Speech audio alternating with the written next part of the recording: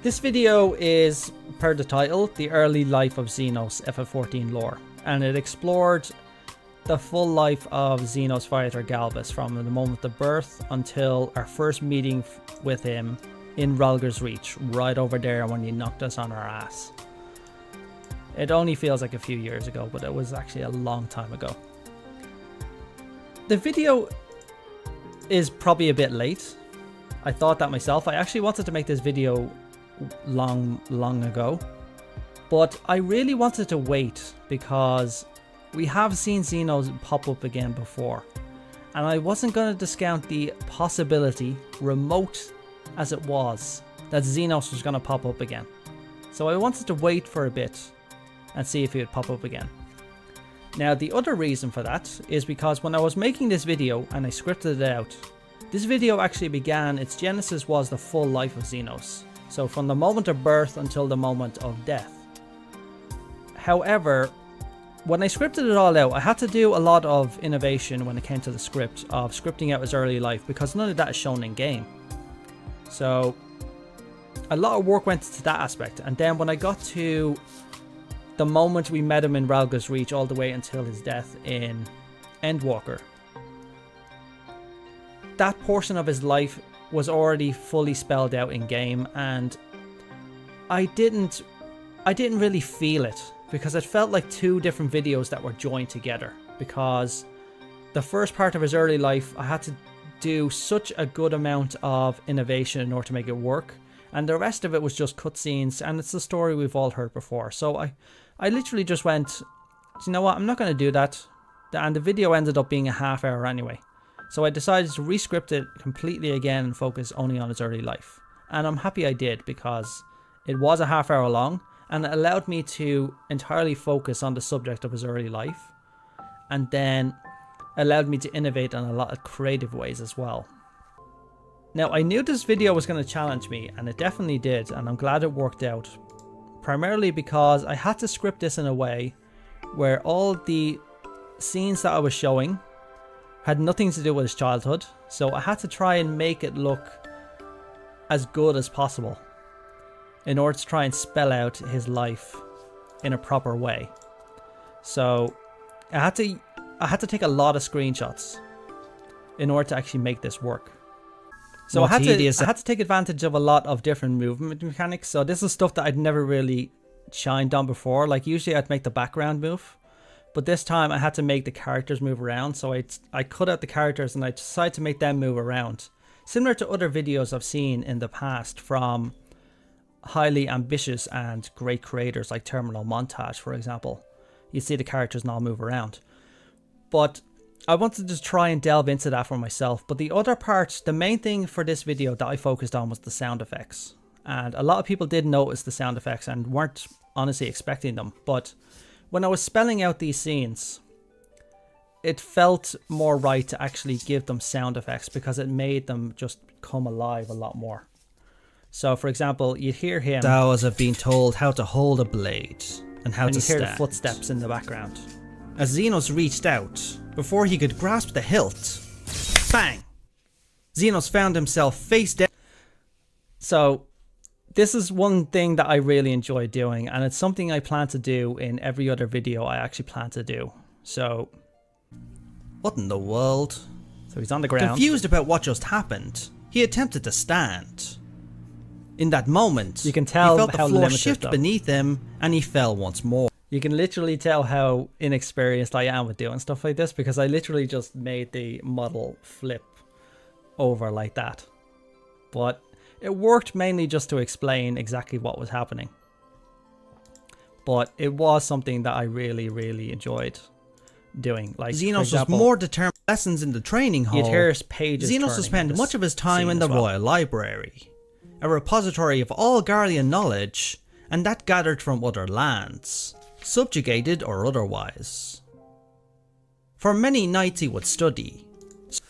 But it's nice to see your video. I'm glad to see your growth as a content creator in real time. I appreciate that, thank you. I really like how one-dimensional he is. He's a great contrast to the other villains of the story, and I love him for it. That's a good point as well. Like, Xenos is a very you'd look at him and you instantly understand what he is. Like, we knew his motivations very early on. He's a person who enjoyed the hunt, and he would hunt anything to the ends of the earth in order to get his thrill, essentially. But it's that one-dimensional character that we, as you said, it's something that we loved him for. Like, he wasn't like, I'm going to destroy this so I can do that and then rule the galaxy and stuff like that. Like, his motivations were so simple. He wanted to meet a foe who would push him to his limits. And even if that foe defeated him, he'd be happy. He was a hunter looking for the ultimate prey. Like, that's such a simple plot, but it's so powerful at the same time. Because it instantly allowed us to lock onto him and just go, I understand him completely now. And I only met him. But yeah, I had to innovate a lot with the battle cutscene. This is probably one of the main things of the video. So the battle itself is where I had to innovate. So when I wrote the script for it, and I was like, okay, how the heck am I going to spell this out? And then finally it just went with me just going, waiting for Xenos. I need to add proper sound effects. Arm yourself, the Corvosi ordered. And I need to add pictures. Taking a sword from the rack, Xenos stood ready to face him. Xenos watched him carefully. They stood 10 paces apart, well out of melee range for one another. But to Xenos, it didn't matter anymore. The Corvosi stared at Xenos, until suddenly, with a wave and a flash, Xenos unleashed an energy wave from his sword. The wave cut right past the Corvosi, who rushed to dodge it. But yeah, this is another example of what I did. So I took a generic energy effect off Google and just cut it out. And then I used the sound effects from a samurai attacking a striking dummy in order to make the sound effects for the attacks. And that's something that just like, I was like, I'm having a lot of fun with this. So it was worthwhile in the end to get all this done. Surprised, having his own ether, answered back. Them exchanging an unyielding blade is not for the likes of you to wield. The confrontation continued, with each of them exchanging attacks. The Corvosi used technique after technique, with each energy wave he unleashed being countered by Xenos with energy waves of his own. But yeah, I can't stress enough how interesting it was to actually read this actual event itself. The entire battle between the two of them wasn't swords clashing together. That was the interesting part to me. It was literally them empowering their swords and throwing energy waves at each other. For the most part, he was throwing the most, and Xenos was just dodging them, and then finally said, I've had enough of you. And he finally just closed in and stabbed him. The dead do not learn. They sleep. Is that not so? I really tried to do a Xenos voice as much as I could. You can see Varus is in the background here. I had to cut him out, essentially. And I actually had just Xenos stabbing his father at that point when I was just like, no, that's not going to work.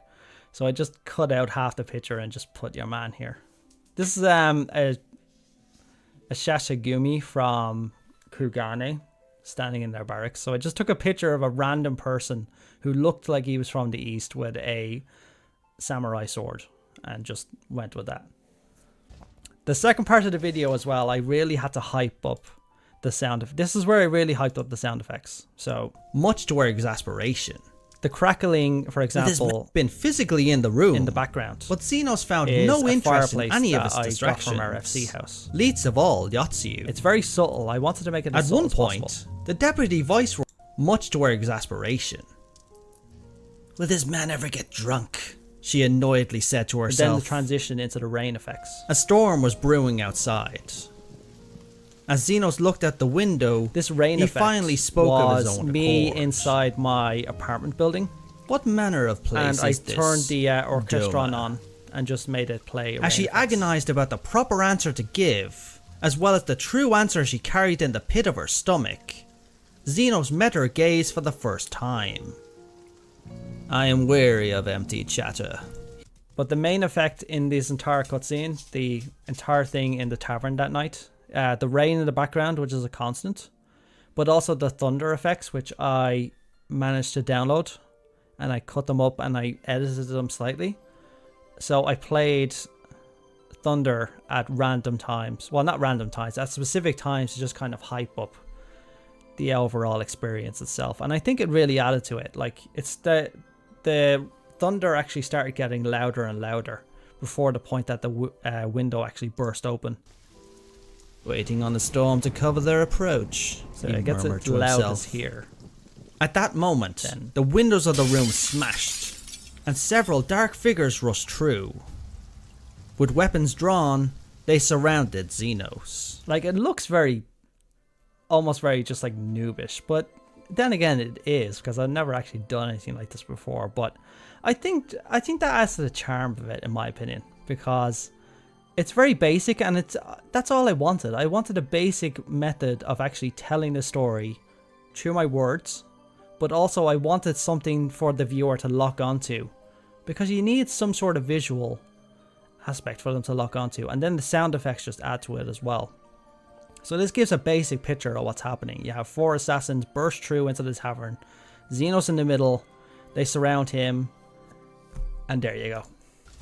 I was stumped at this point here, just lifeless to the floor. What am I going to do with this part? In the middle stood Xenos, holding one of the assassin's swords in hand. I had hoped this land on the brink of rebellion might offer some measure of sport. I really like that. But yeah, the other main criteria for me for making this video is I wanted to be able to add something to it. So with every video I create, I won't create it unless I have something viable to add to it. So I don't want to make a video just going, alright, this is how it happens, start, middle, end. I don't want to do that without having something to contribute, because if I don't, you may as well just go in game and then just figure it out there. So with me, I had my own theories regarding what was happening in these particular events. Like, for example, the assassination attempt on Xenos, with the assassins wielding Garlean weapons and wielding them like their Garleans. Well, they were Garleans, just dressed as shinobi, essentially. I really wanted to add to that because it's not really explained in the book itself. It mainly just explains that these assassins showed up, but I think it was pretty clear by what was happening in Garlemald at the time with Solus on his way out, that they were definitely sent by Titus or even Nerva in order to eliminate Xenos and weaken Varus's position, because the succession was actually well underway at this point because he was wasting away in his bed. But essentially that's everything I wanted to cover in the video itself. Although the other part is I really wanted to go into the aspects of the Rotary Electro Scabbard, because from what I understood, a lot of people didn't really understand exactly how this weapon or this scabbard works, and I didn't fully either until I did the proper analysis, and the story of his early life actually explained a lot of things as well, like the method he used to manipulate Aether. And in the end, he came up with this, which is probably one of the most novel creations to ever come out of Garlemald, because it literally bridges the gap between them not being able to manipulate Aether and them being able to manipulate Aether. Although we have seen other individuals, for example, Gaius has the ability to create energy waves as well, but he uses ammunition in order to do that. But essentially, that's everything I wanted to cover regarding my video. So I guess now we'll get into the meat and potatoes of what this other parts of what this video was about, which was the Dawntrail expansion and Fanfest NA and everything that came with it. People are saying Paint Mage for some reason. A lot of people have been saying Paint Mage primarily because of the Turtles shirt. I'll get into that in a few minutes. But I suppose the best place to start this video now in regards to this subject is to watch the Dawntrail trailer again. So let me bring it up here.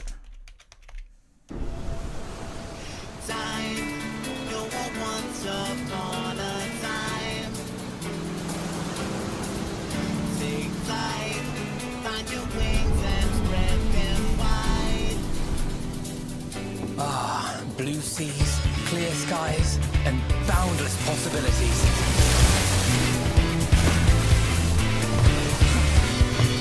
I dare say our destination will soon be in sight. Enjoying yourself for a change?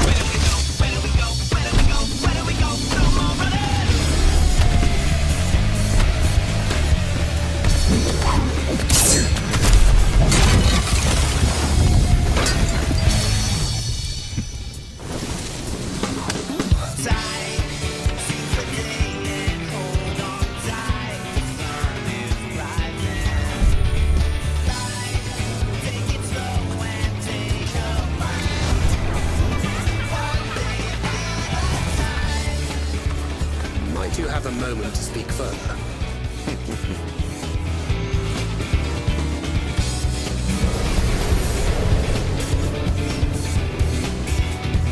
At last, we have come to the land you call the New World. My home. Tural.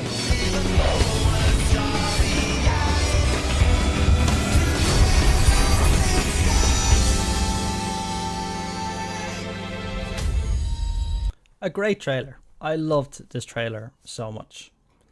But yeah, let's break down essentially what this expansion is going to mean. So, if you remember back in 6.1 with Newfound Adventure, where we all got hyped over just going, okay, we're on a blank slate now and we're going on a new adventure. We did go on a new adventure. I've said this a million times, but it ended up going back to we're saving the world all over again.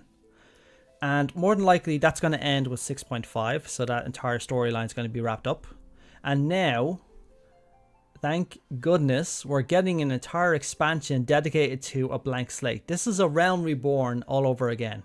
It's us going to a new land and exploring and doing what we do best, which is be adventurers.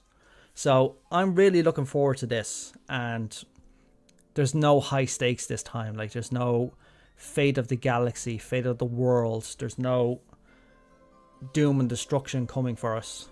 Although we are deciding, apparently, the new rulers of the Bemulja people, which are the primary, well, they're the most populous race in the new world.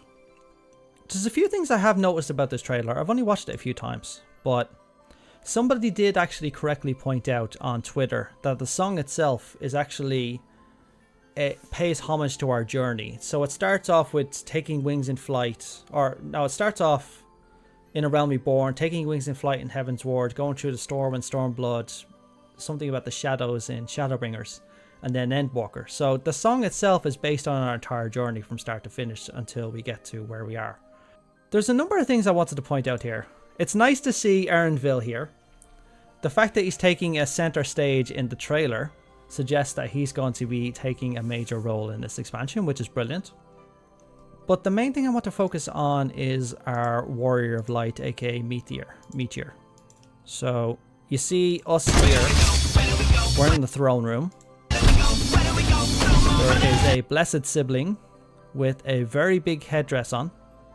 So this suggests that he is either the king or somebody who is actually in direct competition to be the king. He doesn't have this scar in the beginning cutscene when he's sailing over. So, and we're assuming that this is actually the Warrior of Light, right? But I'm not 100% sold because we don't really get a proper look at his face. And then we can see him there, but it's just the fact that the scars are changing as well. Unless this is something very long after he first sails to Tural. But I just found that interesting, the fact that he had this pretty significant scar on his face. And then when you look at him at the end, he doesn't have that scar. He has this scar. And he looks very different than he did. He's got a lot of grey hair all of a sudden. So he's getting old, aren't we all? But I just found that interesting, the fact that that cross scar is not there. But this individual itself is the interesting part, because this 90% sure that this is the new job that we're going to be getting. But we don't know exactly what this job is. Only the fact that they're wielding a very unique looking sword. So you can see the sword there. It's a very unique, it's very slender. Like, this is not like the paladin sword that he had before. It's a very, very unique looking blade, but it looks like a blade that would be perfectly suited for casting energy waves as well. And my theory is still that he is going to be somebody who wields the arts of the unwielding blade. Or the unyielding blade, not unwielding, unyielding blade. Now, my main reason for that is a lot of people have been saying Sword Saint for the new job. If it was Sword Saint, I would say it's probably likely. Primarily because the unyielding blade was part of the toolkit of the original Sword Saint in Final Fantasy Tactics. That's what led me down the path of saying Sword Saint as well. But people have a lot of different ideas about what this new job is going to be. I think it's meatier in parts of the trailer. They just happen to be in different junctions in time. Yeah, that's the other thing. We should take this trailer as a grain of salt. It's a teaser trailer. So this trailer is heavily chopped. So there's so much about this trailer that's missing. Prime example, Kryl doesn't appear in this trailer, and speculation is that she's going to be playing a major role. We've seen Erenville, we've seen Graha, but I think the reason we haven't seen Kryl, and a lot of people have had this speculation, is that Kryl is going to be representing the new caster job that gets added to the game. So it would make sense that Kryl wasn't in this teaser trailer, primarily because it would give away what that new caster is going to be. I'm reasonably certain that this is the Warrior of Light, aka Meteor. It's just, they're keeping his face very covered.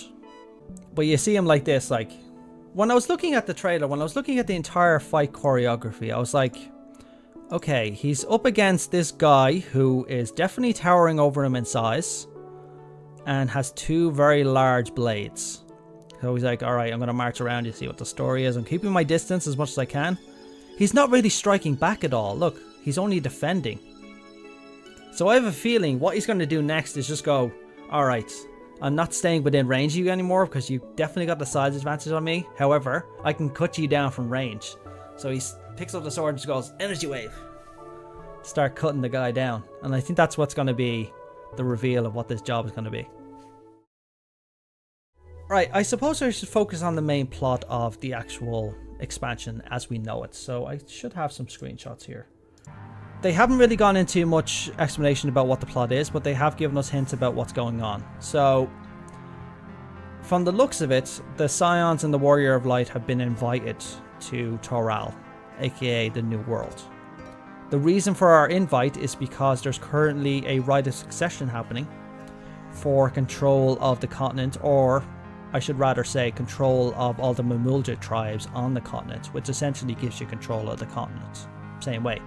It's called a rite of succession, which is the interesting part. So, very quickly, let me read over the explanation of what the New World is, according to the Eorzean Encyclopedia.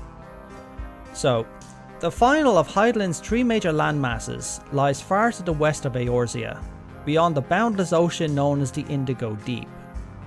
Despite the dearth of ancient epics and historical tomes to support the land's existence, as recently as 80 years ago, it was debated whether or not the place was not more than a literary exaggeration. That is, until a sea-wolf adventurer hailing from Limsa La Minsa, named Kateram, the Blue, rediscovered the region upon sailing west for nigh 2 Moon Strait. Notwithstanding the sailors' repeated attempts to name the region Kettenland, the New World, remains the term most commonly used today. Not only did Ketan Ram and his crew discover the landmass, but they also spent several moons exploring inland, eventually encountering the denizens of the sprawling nation of Mamulja. Ketan Ram was even granted audience with the nation's supreme leader, to whom he presented various gifts from his Eorzean home. These rare gifts impressed the leader so much that he presented him with a massive idol forged from pure silver, as well as allowance to roam free about his nation during their stay. Katemram used this opportunity to not only map the land, but to gather myriad root vegetables and seeds to carry back to Limsa Laminsa. Many staples of modern-day Eorzean diet, such as ogre pumpkins, ruby tomatoes, popotos, and alligator pears, are all transplants from the New World. While distance prevents much modern-day interaction between the New World and Eorzea, recent years have seen an influx of Emulja mercenaries making the trip from their homeland to make a profit from the unease in the east. So that's the basic explanation of what the New World is, or what we knew about the New World up till this point. So we knew that it was a continent, and the Memulja were the dominant race on the continent itself. The interesting thing is regarding the leadership. So the leadership of the actual word as well is actually explained in this Mola Jajaz. It's not Jaja Binks, but it sounds like it, doesn't it? But let me read this guy's description first. He's the boss that we encounter in the Wanderer's Palace, hard mode. Both leader and second in command of the Silver Scales, Mola Jaja was born of an intertribal marriage, a union which occasionally results in two-headed offspring. Known as blessed siblings, these individuals are groomed for leadership from birth. Indeed, Mola Jaja's purpose for crossing the seas to Eorzea was to win glory and strengthen his claim to the throne of the Outarch, ruler of all Memulja.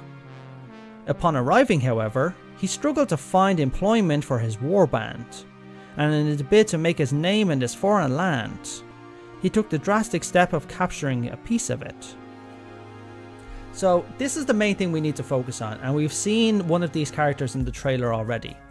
These characters are known as Blessed Siblings. They are Memulja, but they are a result of a union between one type of Memulja and the other. And you can tell plainly what one Memulja looks like and what the other looks like. So one has the big horn, the other has kind of like the lizard-like eyes.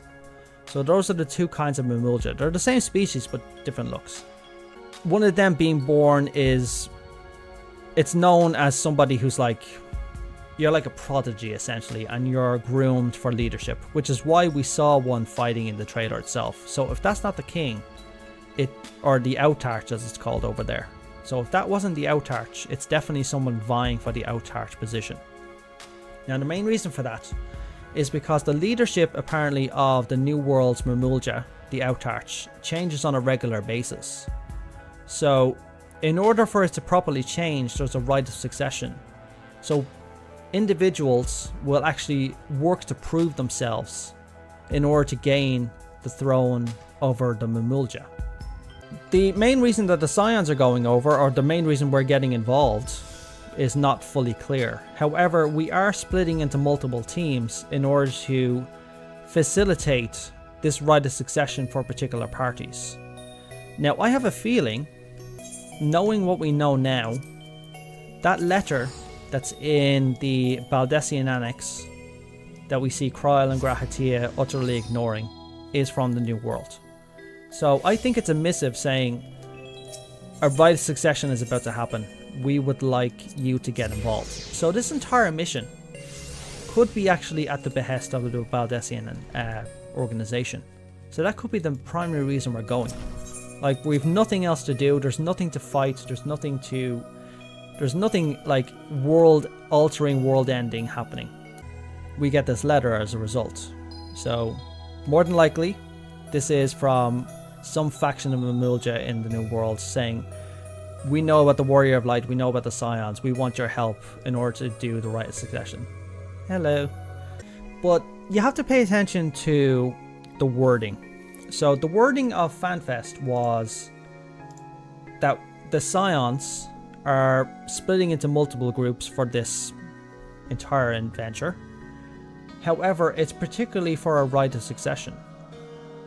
But you have to pay attention to the word right of succession. So essentially what that means is that the people, or in this case likely the Memulja, who are vying for the position of Outarch to rule over all Memulja, it's not like just I claim the throne, it's mine. They have to go through a right of succession. They have to prove themselves in order to be worthy of the throne. So this could be anything from list out your accomplishments in combat.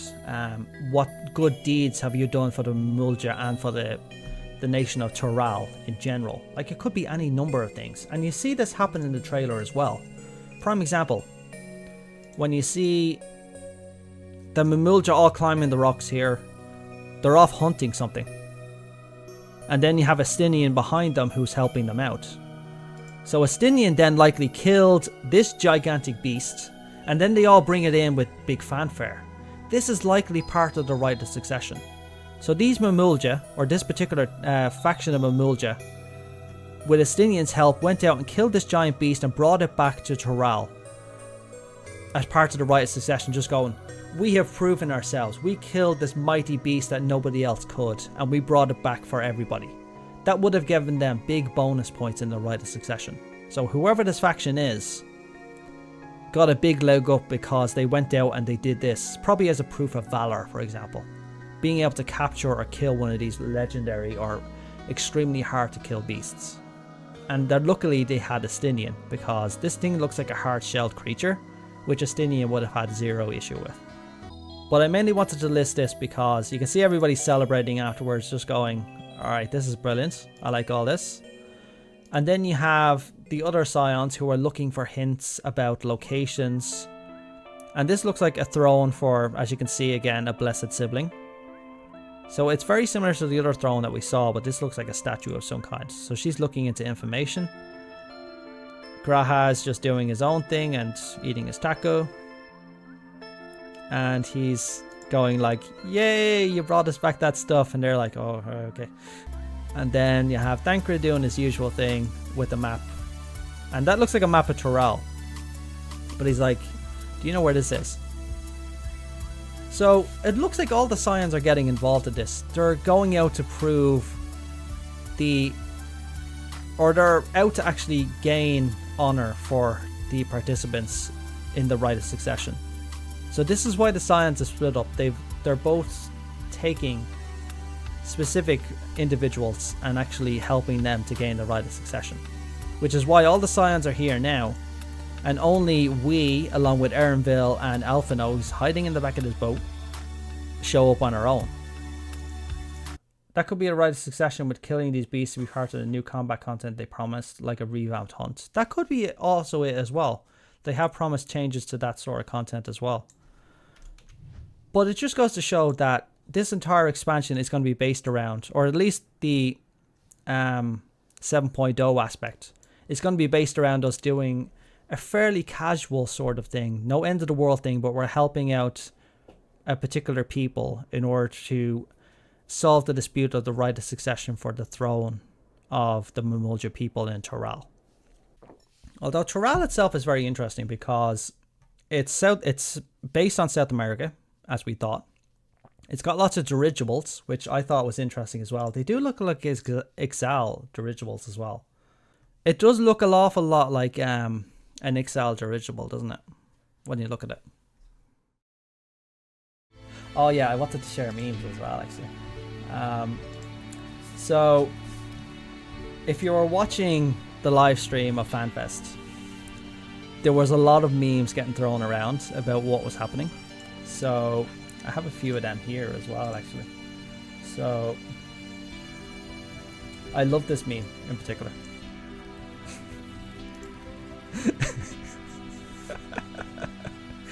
That is all everybody was thinking. Can I skip this, please? I want to skip. And they were like, this scene cannot be skipped. That's probably one of my favorite memes from Fanfest. This entire exchange was just so awkward. I mean, you could tell the crowd was having none of it. They were clapping just because they had to clap. Because most of the people in there are probably not Xbox players. I mean, sure, there's a lot of people who play Xbox and PS4, but the people sitting in there either play PC or PS5. So there wasn't as much excitement for Xbox in there because they're all already playing on their consoles more than likely. It is good that we're getting an Xbox crossover now, and that it's not segregated because that would have been a deal breaker. So it is nice, but I just personally found this entire thing hilarious because he probably didn't have a clue exactly what FF14 was.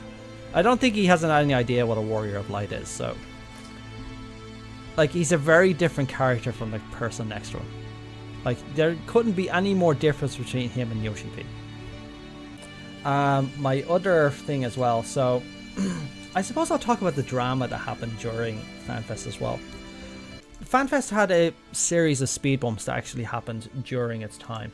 So, for prime example, if I can open the chat back up because I need to read it. It happened the moment people were actually getting through the door.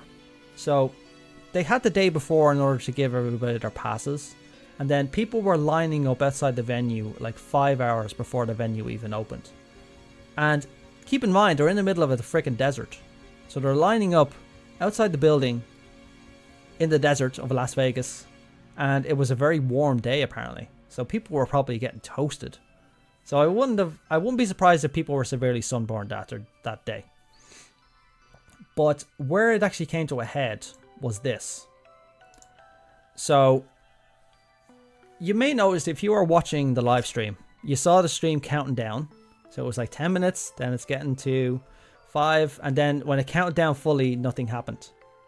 Now there's a reason nothing happened. The reason nothing happened is because as soon as the stream counted down to 0, there were people still outside waiting and queuing to get into the building. This is why this meme was born here. So when that stream counted down and Fanfest was supposed to begin, everyone was supposed to be in their seats. But most of the people were still outside. Now the reason for that apparently is because the metal detectors broke. The moment the stream counted down, they were all still out here. And then they waited for a bit, and then they started the trailer. But when they started the trailer and the trailer was actually playing, there were still people outside. So if that was me, I would have been pissed. I would have been so annoyed to have missed the trailer. So it didn't get off to the best start. That was just a very bad way to start things. I mean, you can't help that the metal detectors broke. It is what it is. Technology breaks. No technology stays up forever, but it's just the worst timing for metal detectors to break when you're actually trying to get all these people into the building. So they're having to frisk people and check all their bags manually at this point. But yeah, that's the first part of the drama that happened. The drama proceeded to follow throughout the entire amount of the event as well, because apparently people had very negative things to say about the staff of the venue itself that were there. So people said they were very cold. From what people were telling me, they said the staff were very cold. I don't know if anybody here was actually at Fanfest and they probably saw it, but people had a very negative impression about the staff. And keep in mind, these are not Square Enix staff. These are staff usually hired by Square Enix in order to facilitate. They're usually tied to the event or the venue. So it could have been staff from the convention center. Similar with Comic-Con. But yeah, there was a lot of drama from the get-go. This drama spilled into the concert as well. So the orchestra concert, which is at an entirely different venue with different security. But those security apparently were very anal. And they started taking people's water bottles. So I don't have the picture, but somebody showed a picture of a big giant stack of water bottles outside the venue because the security kept taking them. So nobody was able to bring their water bottles in. And again, keep in mind, this is Las Vegas. People are always thirsty. So it was weird. And then you have the memes born of everything that was happening as well. I love this one in particular. This is probably one of my favorite memes regarding the critically acclaimed MMORPG Final Fantasy XIV with Stormblood now. That's a good meme. I like this meme. People had a lot of good things to say about the overall event itself. Like, there was loads of things to do. The lottery for the meet and greets with the developers and singers and stuff like that, it was what it was. People didn't get some, people got some. They've done this with other FanFests though, so this is nothing new. Or actually this one, I love this one. Let me show you this. Like, people were, as soon as people saw the logo, people were instantaneously going, that's a Star Destroyer. And someone drew this and it's just like, that is perfect. Like, that is beyond perfect. Look at it. It's just, it matches. I will show this off as well, actually, because people were having people were constantly throwing theories around regarding what the new melee job was. This is another theory that people had. So, as you know, Yoshi P came out with the Teenage Mutant Ninja Turtles shirt. People were going by the franchise being created by Peter Laird. And then there's a book, apparently, or Peter Easton. And then there's a book called Captured by the Pirate Laird. And then you have Peter Laird. So people were making connections like that in order to try and go, that's pirate because of this. Like, people go with such elaborate links. Like, I would have never thought of this. So this entirely fascinated me that somebody made this connection. And Peter Easton was a Scottish privateer and later pirate in the early 17th century. But yeah, that's an example as well. Created by Kevin Eastman and Peter Laird. So Peter Easton. And then you have Peter Easton, who was a privateer and later pirate. So that's probably one of the strongest things to say, that I probably would be a pirate. So it's a good thing to think about as well. Now, the other thing is merchandise. If you've seen the list of merchandise for Fanfest NA, they got some great merchandise.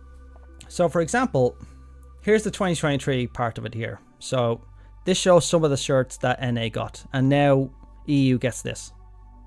But you can look at this. Look how much EU gets the short end of the stick. So, for FanFest 2017, Japan got all these goodies. NA got 3. We got 2. These are nice shirts though. I don't like the color. Then you have 2018, 2019. Japan gets loads. NA gets loads. We get 1. That really ticked me off. Then you have the Digital FanFest. They got 2. And then NA gets the same shirt, just in a different color. And we get this. I mean, this is lovely. But I hate white. Like, I don't like wearing white clothing. And then you have 2023 and 2024, where NA gets all these lovely shirts. Like, I really wanted this. I wanted that shirt. But I couldn't justify the price that they wanted me to spend in order to get shipped from NA. And then we finally get our announcements today and we get this. We get 1 freaking shirt. And the graphic on it really annoys me as well. I mean, I get it. But this is just a prime example of us getting shafted. I mean, NA gets all these good things. Look at them. They're so good. And EU gets this. And Japan is probably going to get 3 or 4 different shirts. I mean, how hard would it have been to just give us this? Well, instead they had to give us this. I mean, I get this. Like, look at the shirts I made, right? So I actually edited this shirt myself and just cut out the sky. And without the sky, it looks so much better. I mean, look how cleaner that is. Like, I'd buy that if it had it like that, because it blends in. And I can understand the clash on the big bridge. You have London Bridge, you have the Mandeville standing on top of it, and you have Gilgamesh doing his own thing, along with the chicken. NQ, I think his name is. But the shirt has just annoyed a lot of people today. And then, insult to injury, the hoodie is the same thing. So the hoodie is essentially, I mean, look how bad it looks. Look at it. It's essentially like, I could go on, if I had that artwork, I could literally go on to a site like Spreadshirt, pick out a hoodie, stick that onto the back of it, and buy it. And you know what? That hoodie would have cost me like €20 and maybe like €10 for shipping. So I would have gotten that hoodie with that graphic. It wouldn't be official, of course, but I could easily get it with that graphic for half the price. Wyrm forking his skills over from video making to shirt bootlegging. Respect the hustle. No, I made them primarily to prove a point. Like, I literally, as soon as I saw these, right, I was halfway through an email when I saw them. And then I'm just like, I'm so pissed off. So I finished my email. Then I opened GIMP on my laptop. And I made this in less than 5 minutes. In GIMP. I just literally cut the sky out. That's all I did. But look how much better it is without the sky. But that's the point. It took me all of 5 minutes with an application that is pretty much bootleg freaking Photoshop. Like, and I made it so much better. And with the hoodie is the same thing. The hoodie had that same graphic. I just cut out the sky again. And it looks so much better without the sky. It just blends in a lot more. It's just, I just don't get it. It's like somebody drew it and then they just didn't think about how to put it on merchandise. And worst thing is, this is our only wearable merchandise. These are our only apparels. This t-shirt and this hoodie. And insult to injury, the freaking t-shirt is white. I mean, some people like white t-shirts, sure. But most people who go to Fanfest, you'll see wearing a darker kind of t-shirt. And people prefer darker t-shirts. We always get white for some reason. Like, look at this meme again. What is the point? And we just get very limited. We get shafted again and again and again. I get that they do custom artwork just for us, like the Tour de Eorzea and not the Tour de France. All of our t-shirts are light colours. We don't get any dark t-shirts. We've never gotten a black t-shirt. That we just got shafted again. I don't know if there's going to be a Gilgamesh themed event at EU Fanfest. I hope so. I would like that. But for today, I'm primarily just peeved at the fact that I can't get any of these. But more than likely, some of these shirts are still available. So I'm actually probably going to get them shipped to Canada and then shipped to me. The fact of the matter is, it could have been so easy for them to just literally take these shirts, change the logo on the back from Las Vegas to London, and then just give us the ability to buy them. It just boggles my mind. I don't know who was thinking about all of this when they did it, but it really pissed off a lot of people. And people have been making tweets and Reddit posts and everything else about this all day, ripping on it. But I'm ripping on it for a specific reason. As I've said, the only reason I'm ripping on it is because it's freaking lazy. Whoever made these is lazy. This is brilliant. Like, the overall artwork is amazing. Like, somebody said, if somebody gave me that artwork and put it in a frame or something, it would be amazing. I'd love that. But for a shirt, it just doesn't work. I mean, let's look at the shirt again, right? Let's look at the actual shirt that we're getting. Like, some people like this shirt. I get that a lot of people like this shirt. But I just can't help but see it as being lazy. Look at it. It just looks like something you'd see on the likes of Esti. That somebody just copy pasted it. And that's literally what it is. That's all they did. They copy pasted this onto the shirt and then just released it like that. And now they're going to be printed like that. But that's just so lazy. They could have edited it similar to how I did, and it took me less than 5 minutes to make it look much more engaging. It's just, I just don't get it. I guess I'm just tired of EU getting the short end of the stick. They tend to treat us like we're just some extra region, and it really pisses me off. This is every Fanfest at this point. We get the short end. Like, we're just like we're the afterthought almost. And I'm tired of being treated like the afterthought. Like, we got a lot of other merch, sure. Like, we got the statues. And a lot of people in NA have been saying that they're very jealous of the fact that we get the statues. They're €95. I'm not going to buy them. They're a bit too expensive for me. These things are €200. Look at this. €215 for Loperit pajamas. Right, let's forget about the fact that they just recently released a vinyl player with stickers on it and charged well over €1,000 for it. Is this definitely worth €215? It's a pair of pajamas. Unless these freaking pajamas are made out of real cheap, I don't see the value. Like, there'll have to be something very special. Like, I think the only thing I want from the merchandise at the moment is the mask. Although the mask is €47. But the pins are probably what I'll probably end up just buying the pins. Because the pins look really good. But yeah, that's my rant about that. I said I was going to rant about the merchandise and I ranted about the merchandise. So that's it for that. Now, other than the other video that I made recently, I did actually make my first YouTube short. So if you haven't seen that, let's see. Yeah, so I made this little YouTube short, and it took me like about an hour, or not even an hour, because I quickly recorded the audio. I quickly scripted it out, quickly recorded the audio while there was cars. I recorded this during the daytime, and there was cars constantly passing by my house. So I'm recording lines in between the cars passing by. So as soon as the car passed by, I was just like, I said my line, and then another car came, and I just waited. Said my line. Waited. Said my line. I'll probably have to better soundproof my room in order to actually make this sort out. Now, I really enjoyed making this new, although I'm not really sure why the sound didn't work out. The sound was very low, despite the fact that I recorded it fully and it sounded perfect on my machine. But the moment I uploaded it to YouTube, it actually got butchered. But I think it probably had something to do with the codec maybe. So I'll have to look into that again. But I hope to actually make more short videos in the future. Because this one made sense, just to quickly point out the issue of the South Sea Isles. So if I go back to the map again, which I have here. That was the other thing as well. This was a complete retcon that people weren't expecting. The fact that now the South Sea Isles are over here. And we were expecting them to be down here. So that was interesting. Interesting good. Still interesting. Although this part still annoys people. The fact that this is still covered up is really annoying.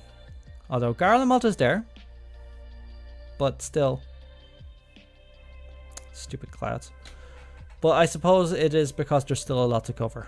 And there's stuff that we haven't seen yet. This section will probably be the next one to open, because that's where Corvus is. It's probably a good retcon for the sake of people's migration. Yeah, that's a good point as well, because according to lore, ice bridges opened up when a calamity happened and the sea started to freeze over. So that allowed people to migrate from Eorzea across the ice bridges, even towards Mericidia, and then migrate back. So that's a good thing as well. And they were able to migrate onto Ilsabard as well, over ice bridges. That is a good point as well. And the Lalafels do come from here, so I'm hoping to see Lalafels again. Yeah, they all ride around in catamarans as well. So Water World, Catamaran. I hope it's something like that. Like, as much flack as the movie Waterworld gets, I love the catamaran. So I really would love something like that. That would be cool. But I imagine them riding around on very small, kind of small catamarans. So let me look at small catamaran. Yeah, the likes of that, for example. I think that's what they're going to end up looking like. You have a small guy sitting on a catamaran, sailing around the islands. So I think that's what we can expect from the South Sea Isles. But the fact as well that we're going to the South Sea Isles more than likely because of the upcoming Criterion dungeon, or Variant dungeon rather, is good news as well. Yeah, the last thing I want to talk about as well is actually discussing this with my friends in the FedEU as well. Specifically about Koji Fox. So it's probably easier for me to bring up the stream itself. So give me a second. But yeah, see this is the timer I was talking about earlier. When this timer was all ticking down, people were still queued up outside. Then the timer stopped, and then it sat like this for ages. It sat like that for about 5 minutes. And then they said, you know what, we have to start the stream. And there you go. Then we got the trailer. But the main thing I want to point out is, yeah, the opening ceremony. So all the staff came out and everybody was getting announced. Yeah, so you have Koji Fox getting announced. He's announcing himself there. Please lead, I'm localization supervisor. I didn't understand this at first. That all of a sudden that he's not the localization lead anymore. He's the localization supervisor. And I was talking to my friends about it, just going, exactly what is his role in FF14 now? Because he was the main guy for localization beforehand. And now Kate is the one taking over the main localization of FF14. But it was actually explained in day 2 of Fanfest exactly what his new role meant. So he was the localization lead for FF14, and then Yoshi P approached him about Final Fantasy 16. So Koji Fox essentially, well, he didn't leave his role for 14, but he took a back seat in the localization to primarily focus on being the localization director for Final Fantasy 16, which was created by Business Unit 3, which also creates 14. So Kate took the stage then at that point to be the localization lead, essentially. But it also means that Koji is not taking the lead of 14 now that 16 is over and done with. It looks like he's doing more of an advisory role, really. So he does it like he'll give advice to the other teams working on 14, but it looks like he primarily works on the other projects that the teams are working on, particularly 16. So he wasn't doing most of the panels that were happening on stage. That was up to Kate, and he was wandering around Fanfest apparently. So if anybody was at Fanfest, they saw him. But this was confusing me as well, because I didn't really understand what it all meant until I put all the pieces together with my friends to find out exactly what it was. Because this is stuff that happened in the background. We didn't really hear about this happening. I mean, we knew that it was in the same business unit, and Michael Christopher Koji Fox was the localization director for Final Fantasy 16. He's credited for that as well. But seeing him take a back seat to Kate now just shows that the torch has been passed in terms of Final Fantasy 14, but just 14. But I think it was mainly the supervisor role that threw people off. Like, so you have Kate saying, I'm the localization lead, and then you'd have Koji saying, I'm a localization supervisor, which almost sounded like a demotion in a lot of ways. So people were a bit confused about what was going on until we finally understood that he's taking more of a back seat in 14, and he's focusing on the other projects that Creative Business Unit 3 is now focused on. And that made sense to me, to be honest. Like, he spent the last few years, more than likely, primarily focusing on Final Fantasy 16, and Kate took over the reins to focus on 14. And the torch was passed with Ishikawa. Exactly. The torch has been passed in a lot of the different departments in Final Fantasy 14. A new regime is rising up. Like, for example, the torch was passed from Nobu to Soken in Final Fantasy 14 as well. That's probably one of the more publicized ones. But Koji's passing of the torch was less pronounced, because there was no whiff of this until Fanfest happened, and we realized it actually happened. Because until that point, we thought that Koji was working across 14 and 16. But it looks like he was primarily working on 16 and working in an advisory role instead for 14, with Kate being the lead. And it looks like that's going to be the status quo going forward now, that he's still going to be in the advisory role.